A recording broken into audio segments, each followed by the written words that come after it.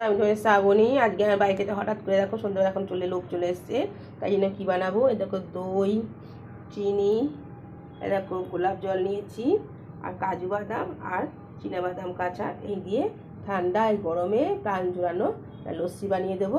খুব সহজে তাড়াতাড়ি করা যায়। একটু ফ্রিজের জল নেব, যা একেবারে আমি কীভাবে বানাচ্ছি দেখো। এর মধ্যে পুরো দইটা দিয়ে দেবো, প্যাকেট দই। সহজে একবার দেখো সহজে করা যায়। বাড়িতে হঠাৎ করে অতিথি চলে এলে আর এই গরমে এর থেকে ভালো আর কিছু হয় না। বাদামগুলো দিয়ে দেবো,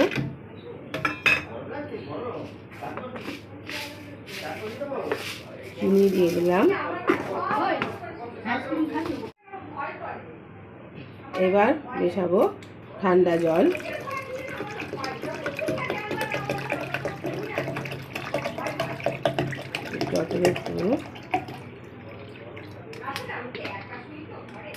আর দেব স্পেশাল, যেটা না দিলে এটা ভালো লাগবে না, 2 মুটকি গোলাপ জল। ব্যাস, এবার মিক্সিতে ঘাঁটবো।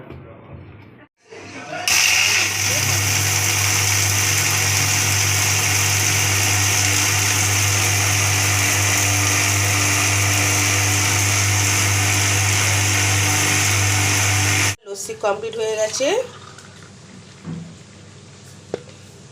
এবার খেয়ে দেখবে। মিষ্টি মিষ্টি খাবি? হয়েছে পুরো দোকানের মতো, দোকানের থেকেও ভালো হয়েছে বল। বাদাম টাদাম দিয়ে দারুণ আছে। তাহলে বাড়িতে অতিথি আসলে এই গরমের মধ্যে এরকম 1 গ্লাস লস্যি দিলেই ব্যাস মন শান্তি, তাই না?